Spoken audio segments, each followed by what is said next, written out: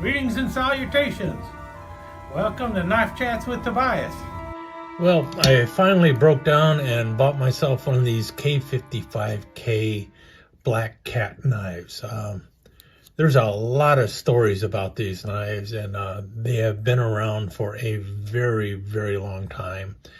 And there's a certain mystique to them, let me put it that way. And I have been thinking about buying one for quite some time. But what I wanted was one of the older ones, one of them that was actually made by the original company that made them, which we all know is Mercator. But Mercator was a trademark, and the trademark has since been purchased by Otter Messer. Otter Messer is the company that is currently making the K55K Black Cat knife, or whatever you want to call it. Usually it's just called the K55K knife these days. However, K55K was also a trademark of the original knife company that on the Mercator trademark, and that company was Kaufman Cutlery, which was located in Solingen, Germany, and that is where the K55K actually comes from.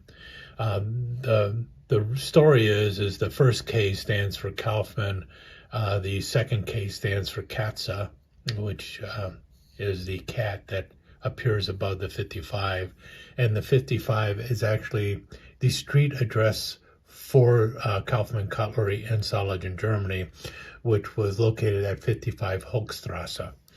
Now,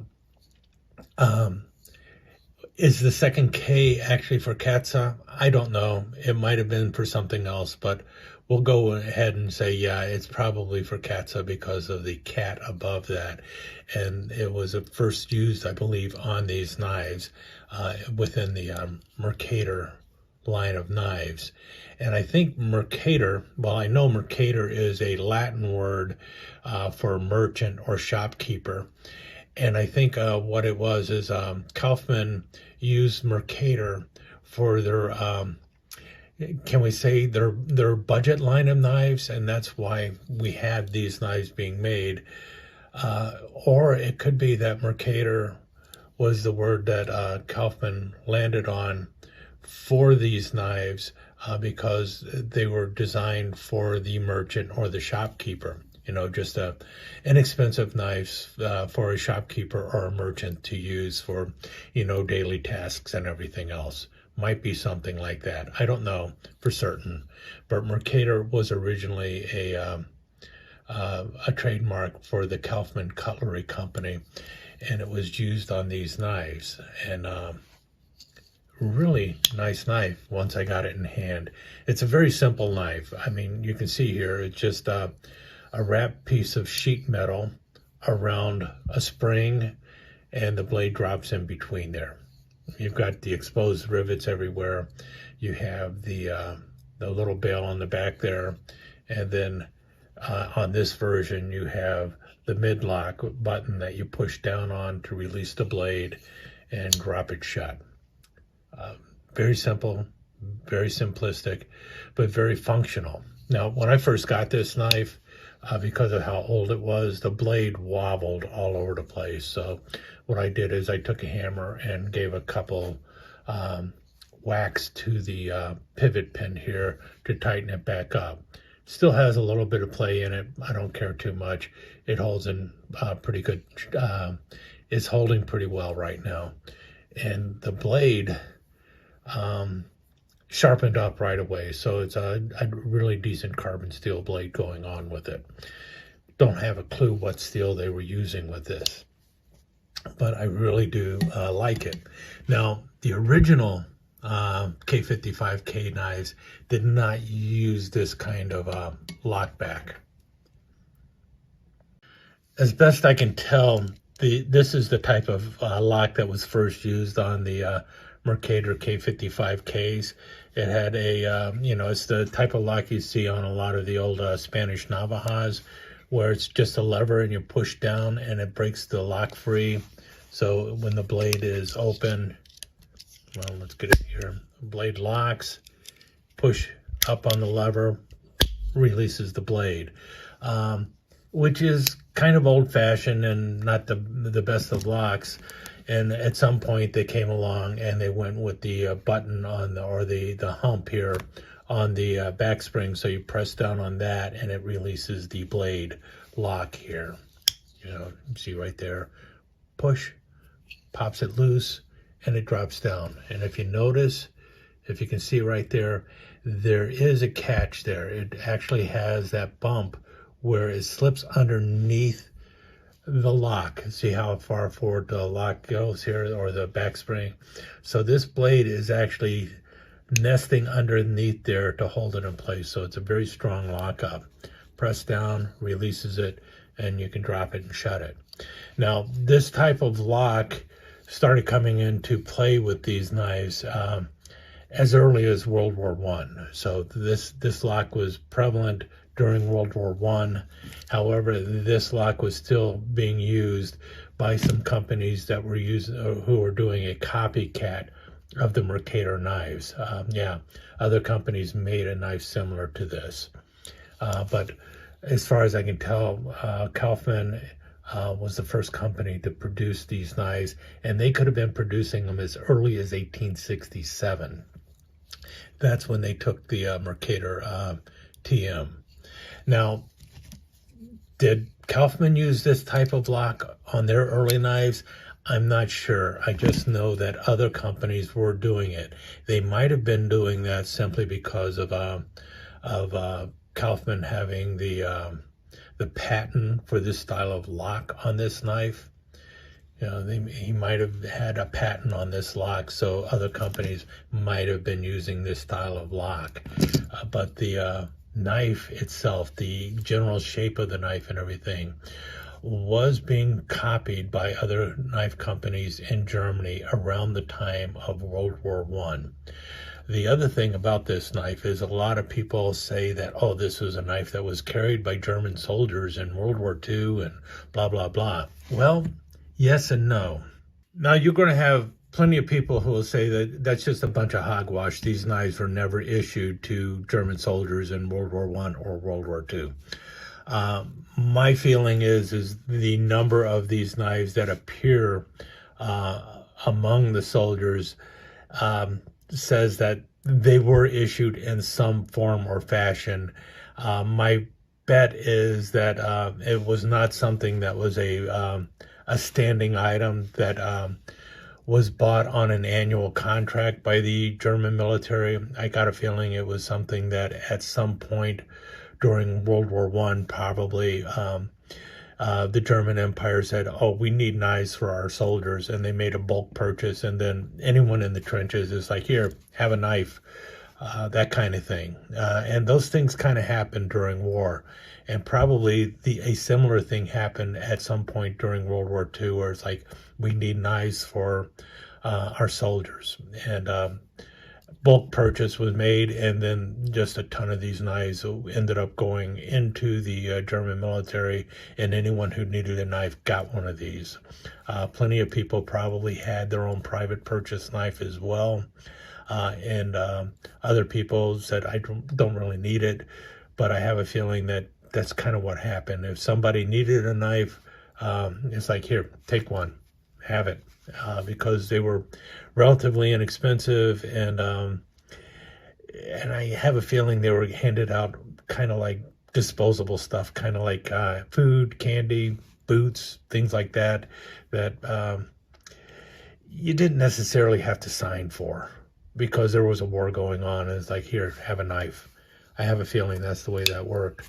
And that's why so many of these knives ended up in the hands of German soldiers during World War I and World War II. That's where the Americans, especially after World War II, ended up kind of saying, wow, these are cool. These are this is the German issue knife. I think it's more like a quasi-issued knife to the German military. Not necessarily on the books, but it might have also been on the books, and the records just haven't been found yet. But in any case, they were a very popular knife among the German military, but they were just as popular among the civilian population of Germany. So these knives were very prevalent throughout Germany because they're cheap, simple knife, and very robust and could handle most daily tasks. So it was one of those knives that just basically made an excellent EDC, lightweight, easy to carry, and it had a locking blade. And I think that is more the history of the knife than anything else. But the mystique of it being a German Army issue knife really did do a lot to build up the popularity of the knife. Was it actually issued? I think it was issued in some fashion. I'll put it that way. Either officially or unofficially. But it was like the ideal pocket knife for somebody in the field. You could use it for your food, you could use it for opening boxes, and in the pinch that you needed a knife, you had one. However, you also had a 10-inch long Kar98K bayonet, which was a much more offensive or defensive weapon than this, but you never know when you're going to need a backup. And this is a little bit too big for opening up a can if all you're going to be able to do is poke it with a knife blade or something like that. Or you don't really want to be using this to cut rope when you could cut rope with this. You know what I mean? So a much more versatile EDC knife, even for a German soldier, than a bayonet would have been. So that's my thoughts on where the popularity of the K55K came from. Now, I'm very pleased with the one I have here, and it has made me decide that I definitely need to go ahead and grab one by Otter Messer, a nice black cat one. Right now, the decision I'm making is, what one do I want to get? Do I want to get the nice gold tone one, or do I want to get a black one with the gold lettering or whatever? But this one is in really decent shape. The overall length of it comes out at right under, well, it comes out right at 7 3/4 inches, and the blade looks pretty full, so that's really makes me kind of happy, that everything on this is looking pretty good. Got a cutting edge that's 3 1/4 inches. Overall length closes about 4 3/8 of an inch. But I want to see how the action on a new knife will be. So I got to definitely go ahead and grab the new Otter Messer Mercator. And it just goes to figure that I would leave something out that's kind of vital about this, especially when we're talking about this as a military knife, an issued knife to the German Army. From what I can tell, this knife was known as the Nahkämpfer, which means close fighter, which doesn't sound like the kind of name that you would give a knife that was for civilian use. You know what I mean? And some of them were had Nahkämpfer actually stamped on the back side of the knife. However, those knives were the ones that were issued during World War I. And the World War I issued knives were 5 inches long with a 4-inch blade. And as we have seen, this is more of 4 3/8 inches long with a 3 1/2-inch blade. So it's a smaller knife than the ones that were issued or used during World War I by German soldiers. Now, did it shrink a little bit in between the wars? And did the knife continue to be used by German soldiers in World War II? Well, there's a very good possibility that that is the case. And my circumstantial evidence for that is the British Army knives, because during World War I, this was the British Army knife, which was a 5-inch long knife when closed, and then it had a 4-inch blade. It was determined to be way too big, too heavy, and not necessary. And so by the time World War II rolled around, this was the knife that the British Army was using, a much shorter, much smaller, much lighter knife but still quite a pocket full, at least for the British soldiers. So would the Germans have followed suit and shrunk their Nahkämpfers from World War I and made a smaller knife? It would have been less expensive to make, easier to carry in the pocket and everything else. So yeah, a very good chance that that is what has happened from World War I to World War II. In any case, that doesn't really say that the knife was ever actually issued to German soldiers, or at least a line item of their equipment. And I seriously doubt it was a line item of their equipment, just like most knives that American soldiers carried during World War II were not a line item of their equipment. It was not something that they signed for and they had to turn back in or anything. And that might be the same case with this. So it probably was a very popular knife among the German soldiers in both World Wars, simply because it was a very popular knife within the civilian world of Germany. But also, I can't understand why it would not have been something that could have been issued. Any case, with that said, I'll move on to the slideshow and talk to you again soon.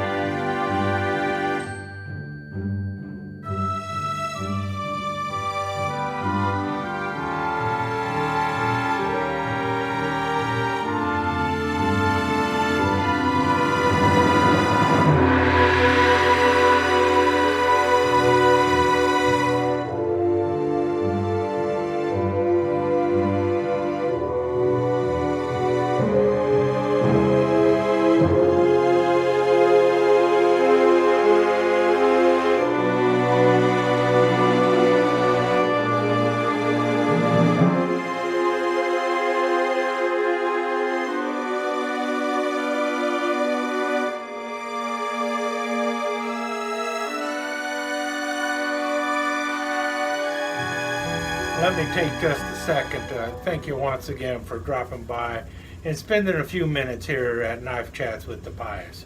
I really do appreciate it, and I do appreciate any comments that you leave. So please remember to give me that thumbs up, and also don't forget to subscribe and ring that notification bell so you'll know when the next episode is up and running. Thanks again for dropping by. Really do appreciate your time here.